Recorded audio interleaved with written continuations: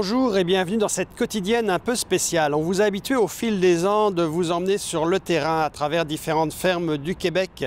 Aujourd'hui, comme vous le voyez autour de moi, on n'est pas réellement en milieu rural. Nous sommes en plein centre-ville de Montréal, pas très loin de la rue Bernard, dans le quartier Jean Talon.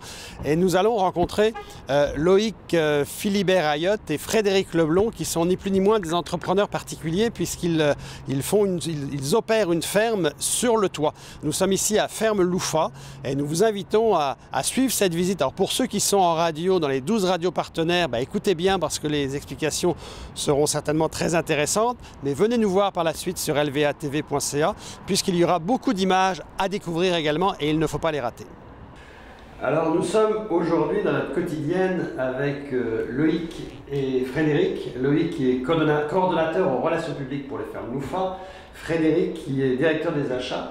Et on est avec vous, là, on vient de visiter, et ceux qui nous suivent sur la télé web vont voir les images qui vont défiler au fil de l'entrevue. On vient de visiter la ferme Loufa sur les toits de Montréal, parce qu'on va dire pour nos auditeurs qui nous écoutent sur les radios FM dans les régions, nous sommes à Montréal, malgré les poivrons et les herbes que vous voyez dans les images, on est bien à Montréal.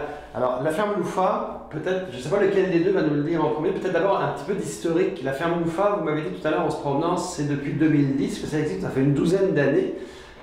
Comment ça s'est créé la ferme Loufa sur les toits de Montréal? Donc tout ça, c'est parti avec la vision de changer comment les gens mangent en ville. Donc, un de nos deux cofondateurs, Mohamed Haj, il vient du Liban. Lui, il était habitué vraiment à connaître la provenance des aliments qu'il mangeait de A à Z.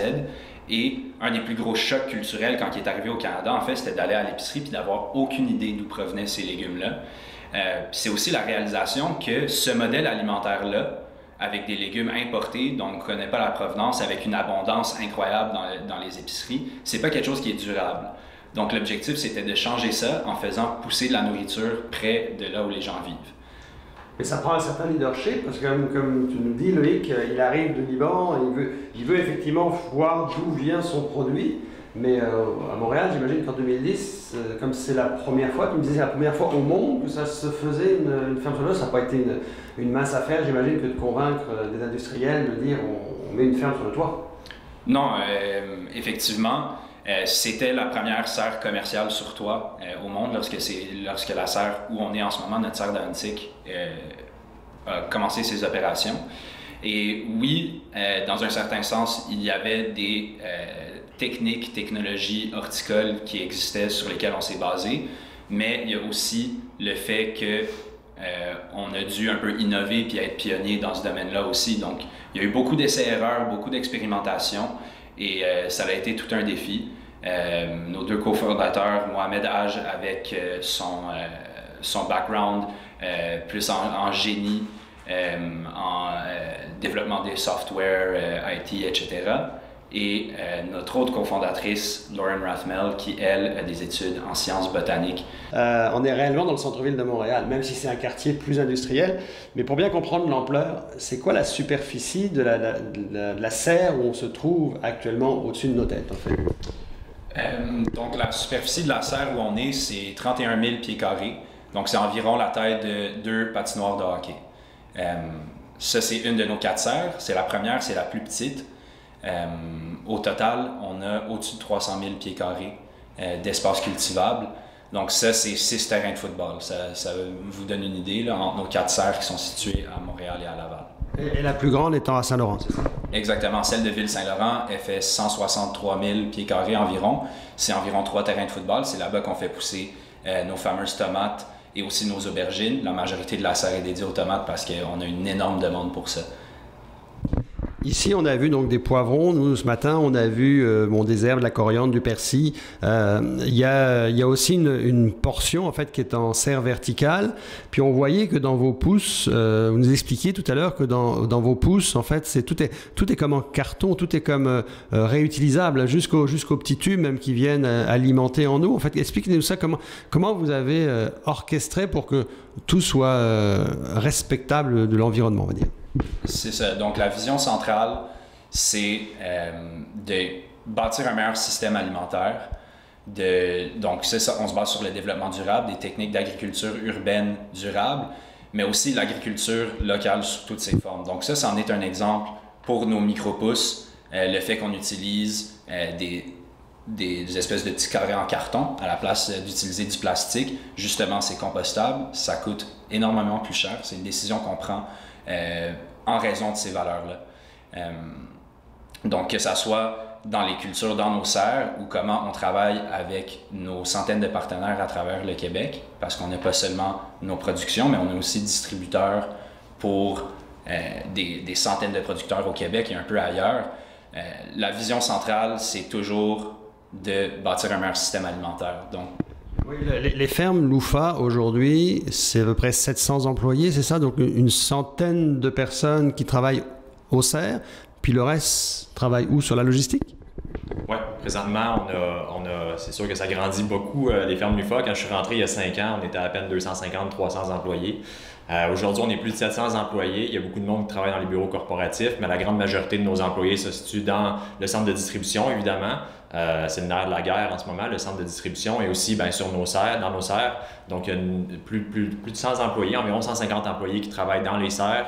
Et peut-être 150 employés aussi qui travaillent dans les bureaux corporatifs. Pour le reste, ça se situe au centre de distribution. Comment ça fonctionne avec le consommateur? Parce qu'on a souvent on entend souvent parler des fermes Loufa. On a vu beaucoup de reportages sur les fermes Loufa.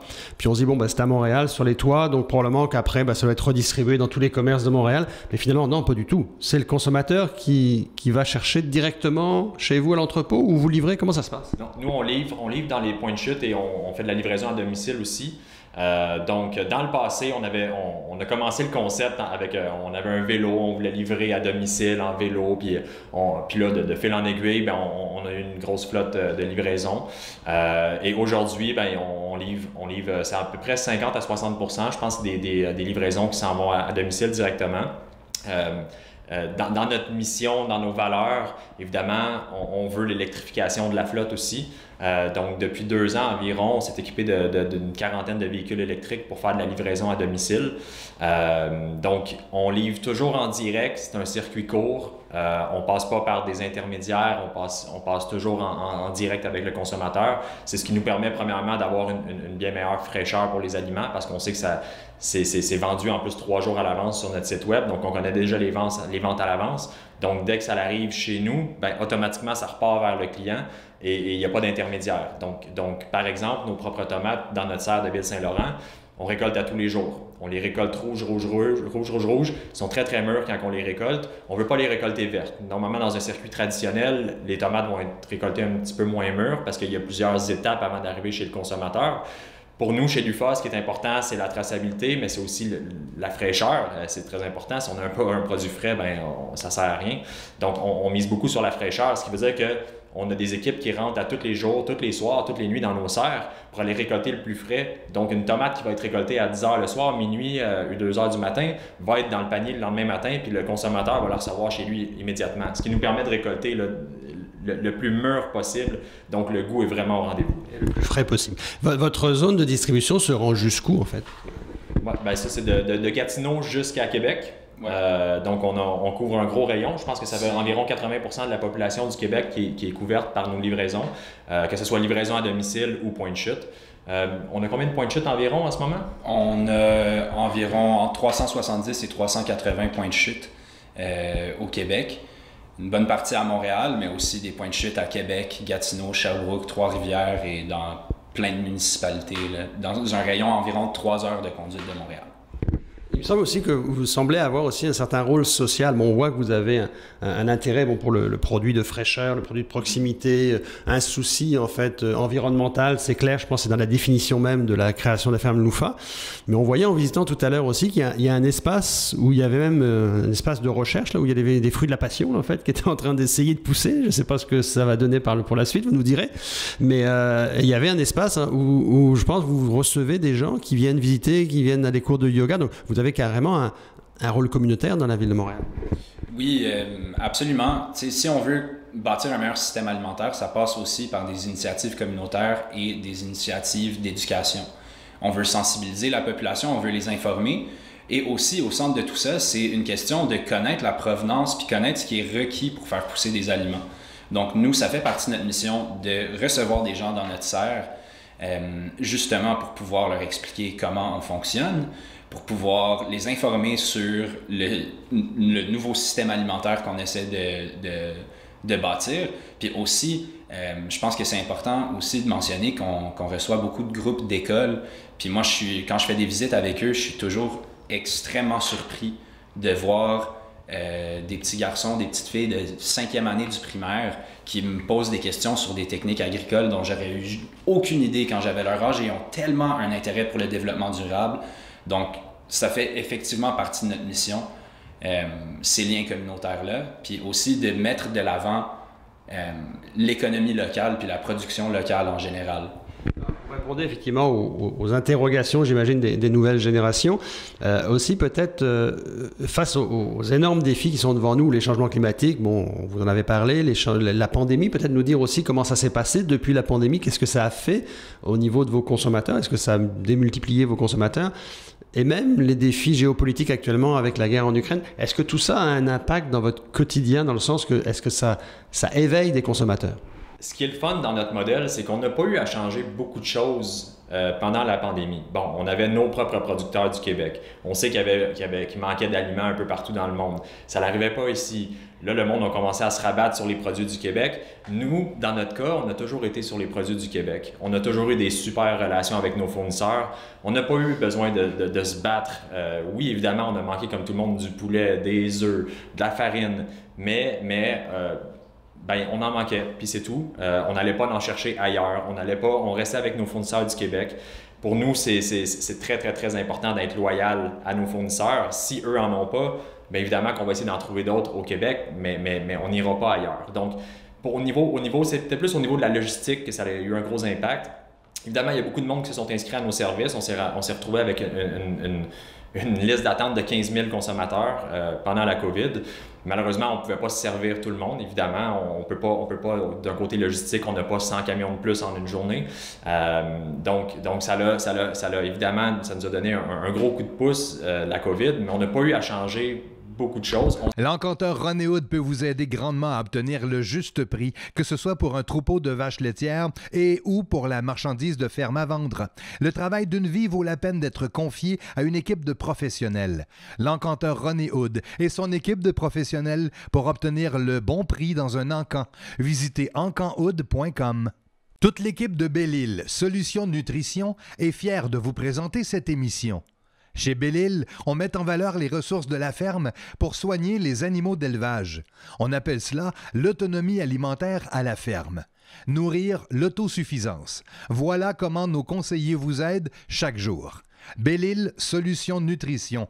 On nourrit ce que vous mangez.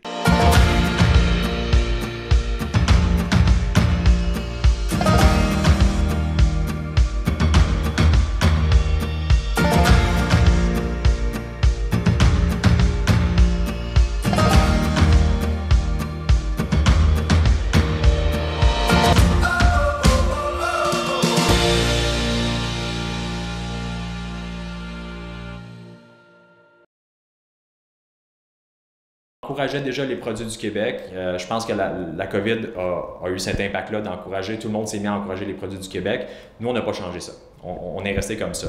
Après ça, les consommateurs se sont rendus compte, « Wow, je peux me faire livrer à domicile. Je n'ai pas besoin de sortir de chez nous. » Encore là, c'était notre modèle d'affaires, la livraison à domicile ou dans des points de chute. Donc, on a acheté un petit peu plus de véhicules pour livrer, mais notre modèle d'affaires restait le même. Donc, ça l'a changé en termes de... Il y a beaucoup de demandes qui sont arrivées. Par contre, il a fallu se réadapter au niveau de la logistique, pas au niveau de la mission de l'entreprise, des valeurs, puis de la façon qu'on faisait notre business. Fait que ça a été un beau défi. Je dirais pas que ça l'a coulé facilement. Ça a été un très, très gros défi. On s'en est extrêmement bien sorti. Et ben, tout ça, ben, moi, je suis content parce que par la suite, beaucoup d'entreprises sont embarquées dans le modèle qu'on était déjà un petit peu, dans le fond, qui est l'achat local. Donc, ça l'a poussé encore plus ça. Et ceux qui en ont profité, c'est nos fournisseurs, puis puis tant mieux. On a essayé de changer le modèle pour l'amener comme ça, un agriculture 2.0, un modèle 2.0, puis il y a beaucoup de monde qui ont embarqué dans ce modèle-là. Donc, ça a été très plaisant de voir ce qui s'est passé. C'est quoi un panier complet, un panier idéal quand on achète chez Loufa? Parce que bon, on parle de salade, de tomates, de poivrons, d'herbes, de différentes herbes. On a vu la coriandre, le persil, etc. Ouais. Mais on sait qu'il y a aussi beaucoup de producteurs de proximité, notamment à Québec, ou qui viennent distribuer aussi dans des dépôts autant du poulet, des différentes volailles ou autres. Et vous vous rendez jusqu'où? C'est strictement maraîcher? Non, nous en fait, on offre de tout. Sur notre marché, c'est un marché en ligne. Tu peux faire ton épicerie, je dirais à 95% aux fermes Lufa. En passant par les choses à boire, par les pâtes, les sauces, le poulet, la viande, le fromage. On a de tout. Donc vous avez des partenaires pour les produits connexes? Oui, présentement, on a environ 320 partenaires au Québec. C'est quand même beaucoup. On a une belle équipe d'achat qui gère ça. C'est un modèle qui est quand même compliqué à gérer étant donné qu'on travaille directement avec le fournisseur. On a un critère de sélection de fournisseurs qui est quand même assez rigoureux. Évidemment, le fournisseur doit avoir les mêmes missions et les mêmes valeurs un peu que les fermes Lufa. Sinon, ça ne marchera pas nécessairement. Donc, moi, quand on rentre un fournisseur, mon équipe, les acheteurs vont poser beaucoup de questions aux fournisseurs pour savoir, qu'est-ce que vous faites pour l'environnement? Quelle sorte de packaging que vous utilisez? De quelle façon est-ce que vous faites pousser vos choses? Si c'est des animaux, de quelle façon est-ce que vous les traitez? Et nous, on va évidemment visiter chaque fournisseur. Jamais on va lancer un fournisseur sans l'avoir visité. Donc, on va avec l'équipe marketing, on va poser des questions, on va prendre des photos. Et bon, quand tout est parfait, là, il y a un lien. Moi, je dis souvent, quand on rentre un fournisseur chez Lufa, c'est comme un contrat de mariage pour nous. Nous, on se marie avec le fournisseur, puis c'est pour le meilleur et pour le pire. Donc, si le fournisseur a des problèmes, on est là pour lui. Puis si nous, on a des problèmes, le fournisseur est là pour nous. On a beaucoup de fournisseurs qu'on est très proche d'eux, puis j'aime souvent dire, je suis capable de dire qu'est-ce que mon fournisseur a mangé pour le déjeuner tellement que je suis proche de lui. On est tellement proche, on s'appelle souvent, puis on s'aide. Ça a été des moments plus difficiles pendant la COVID pour certaines personnes. Mais qu'est-ce qu'on fait dans ce temps-là? On se réajuste. Est-ce que vous avez besoin d'aide? Vous avez trop OK, si vous avez trop de produits, on va vous aider à les pousser de notre côté. On ne veut pas en laisser, on ne veut pas de gaspillage alimentaire. Donc quand on crée une relation avec un fournisseur, c'est vraiment comme un contrat de mariage. Pour le meilleur et pour le pire. J'imagine qu'aussi votre système de distribution est très, très original, mais vous devez être parfois un petit peu dragué par les systèmes de distribution plus classiques, parce qu'ils doivent se dire, les fermes Loufa prennent du terrain, ça ne doit pas être inintéressant pour eux de penser peut-être vous avoir en dépôt. Est-ce que c'est des choses qui vous sont proposées des fois par des grandes chaînes, de dire, venez donc déposer chez nous pour vous intégrer chez... Oui, c'est arrivé beaucoup pendant la période du COVID. On avait des appels soit de grandes chaînes de restauration, soit de distributeurs alimentaires parce qu'il manquait de produits. Puis nous, on fait pousser des produits. Donc, on a eu beaucoup d'appels, mais évidemment, pendant la COVID, on avait de la misère à répondre à la demande de nos propres Lufavors. Un Lufavor, c'est une personne qui consomme chez Lufa. On a un nom spécial pour eux. Donc, les Lufavors, on voulait leur garder le plus de produits possible. Pour l'instant, le modèle reste toujours en direct. On veut pas vendre à d'autres personnes pour qu'ils vendent après ça à d'autres gens. Notre modèle, c'est en direct avec le consommateur. Donc oui, on a eu de la demande, mais pour l'instant, c'est pas dans nos plans de travailler de cette façon. Et face donc à la situation, comme on parlait tout à l'heure, de la situation géopolitique, l'inflation qui est en train d'arriver depuis quelques mois et qui semble persister au moins pour un an ou deux, et comment ça réagit? Je sais pas, parce que j'imagine que est-ce que vous vivez les mêmes... On entend souvent les distributeurs nous dire oui, mais ça coûte plus cher, parce que de toute façon ça coûte plus cher en intrants, ça coûte plus cher en gasoil pour amener les aliments ou autres. Vous êtes pris dans cette même dynamique aussi dans votre distribution?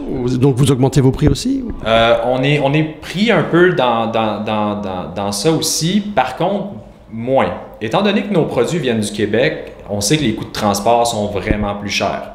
Mais c'est sûr qu'un produit qui part du Chili, pour s'en venir chez vous, le coût de transport a doublé, triplé. Nous, pour un produit qui part d'une ville proche de Montréal pour venir chez nous, ça n'a pas le même impact. Donc, oui, on a vu une augmentation des prix parce que le packaging a augmenté. Ça, c'est quelque chose qui ne vient pas d'ici.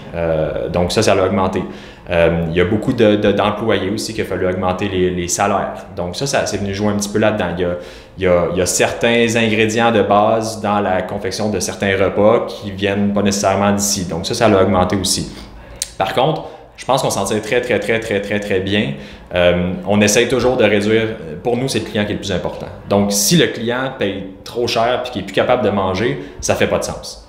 Donc, on travaille beaucoup, on travaille très fort avec nos fournisseurs pour développer des nouvelles techniques. Regarder, est-ce qu'on est capable de les aider dans la confection de leur repas? Est-ce qu'on est capable de diminuer leur coût? Parce que ça, c'est quelque chose qu'on fait beaucoup, l'équipe des achats. On aime prendre des petites entreprises puis que ces entreprises-là grandissent avec nous.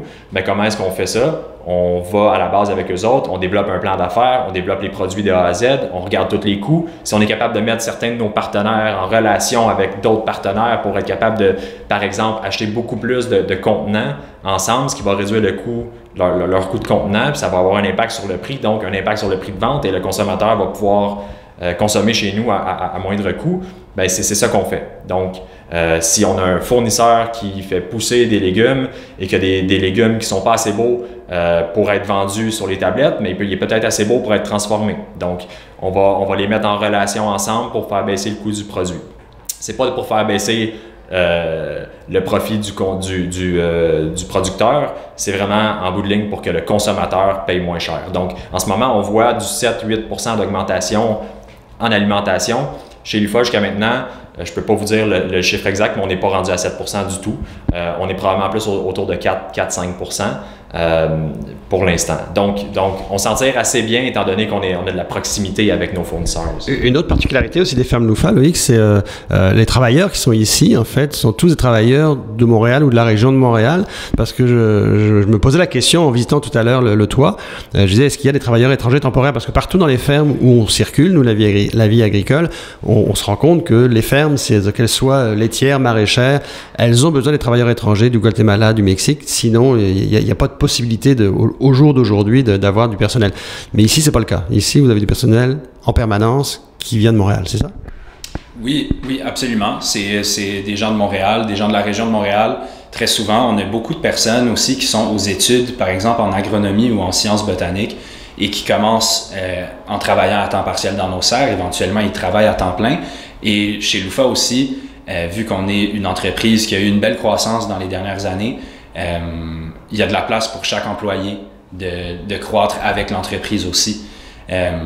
Donc, effectivement, c'est important pour nous d'engager localement, puis aussi de favoriser le développement de carrière. On a une équipe qui est très jeune au Ferme Lufa, puis on voit vraiment le long terme, puis on veut s'assurer d'avoir un beau développement de carrière pour les personnes dans toutes les facettes de l'entreprise, c'est certain. Et pour terminer, dans le concept de la culture de chez Lufa, en fait, la culture dans le sens propre, là, on a vu aussi qu'il y avait des ruches tout à l'heure sur le toit, donc il y a des bourdons. Vous faites la pollinisation aussi? Oui, exactement. Ça fait partie de nos 5 principes d'agriculture responsable dans nos serres. Donc, très rapidement, d'avoir une serre sur un toit, ça permet d'économiser de l'espace. On n'utilise pas de nouveaux terrains pour développer ces serres-là. En temps normal, un toit, c'est vide. De déposer une serre, c'est une utilisation judicieuse de l'espace. Ensuite, d'avoir une serre sur un toit, ça permet de récupérer la chaleur résiduelle en dessous, ce qui réduit énormément la consommation énergétique, surtout en hiver. Au Québec, ça nous permet, dans notre climat, d'avoir une belle production à l'année longue. Ensuite, on fait de la culture hors sol par hydroponie. Donc, on recircule toute l'eau qu'on utilise dans un système fermé. On récolte l'eau de pluie, la fonte de neige, et on recircule le tout dans notre système. Puis ça l'évite aussi d'avoir l'écoulement de l'eau dans la nappe phréatique, qui est une des sources de pollution principales de l'agriculture traditionnelle. Ensuite, effectivement, on utilise des biocontrôles et on fait souvent appel aux insectes pour combattre les pestes qui peuvent s'attaquer à nos plantes. Donc, par exemple, on a des tout petites guêpes parasitoïdes qui s'attaquent aux pucerons. Les pucerons, ils viennent sucer la sève des plantes. Bien, dans le fond, on a des populations de guêpes parasitoïdes qui vont s'attaquer uniquement à ces pucerons-là pour contrôler la population des pucerons. Et on a aussi des ruches artificielles de bourdons qui sont des excellents pollinisateurs et qui vont s'occuper de la pollinisation dans nos serres. Puis finalement, le dernier principe, en fait, c'est au niveau de la gestion des matières résiduelles puis de la réduction du gaspillage. Donc, de un, la meilleure façon de réduire les matières résiduelles, c'est d'en générer moins. Hein. La gestion des matières résiduelles passe souvent par ça.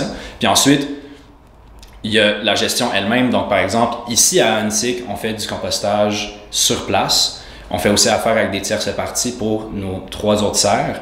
On en a parlé un peu tantôt, on a aussi des petites attaches qui sont compostables. Il y en a des milliers, des milliers et des milliers dans les serres. Quand on fait nos rotations de culture, pouvez-vous vous imaginer le travail d'aller enlever des petites attaches en plastique qui ne sont pas compostables? Donc, on a réussi à trouver un fournisseur pour ça, pour être capable de composter le tout. Et ensuite, il y a notre modèle d'affaires aussi. On en a parlé plusieurs fois dans l'entrevue. Ce qu'on fait, c'est bâtir un meilleur système alimentaire en misant sur l'agriculture urbaine dans nos serres, mais notre production ne peut pas rencontrer la demande. On livre 25 000 à 30 000 paniers par semaine.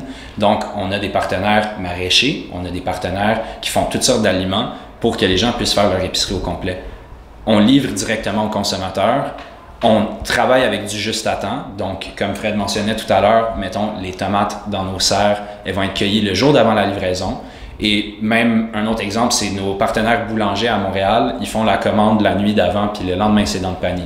Donc, la combinaison du juste à temps puis la livraison directe, ça assure la fraîcheur, mais ça réduit énormément le gaspillage alimentaire qui est dû au transport, à l'entreposage, puis aussi au fait que quand on rentre dans les épiceries, on est habitué à une énorme abondance. Par exemple, en hiver, lorsque le soleil se couche à 4 heures de l'après-midi, qui vont aller tirer les rideaux pour isoler la serre ou encore activer nos panneaux en carton là, pour humidifier et rafraîchir la serre lorsque c'est nécessaire. Alors voilà, c'était ce que nous voulions vous faire découvrir aujourd'hui dans la quotidienne. On vous a emmené sur les toits de Montréal et on vous a certainement surpris puisque vous avez découvert une des plus grandes fermes en fait sur les toits, la première ferme au monde qui a existé sur les toits. On remercie effectivement les fermes Louffa de nous avoir reçus et on vous invite, chers auditeurs qui nous écoutez aux radios, comme je le disais en introduction, allez nous voir sur lvatv.ca. Il y a beaucoup d'images à découvrir également.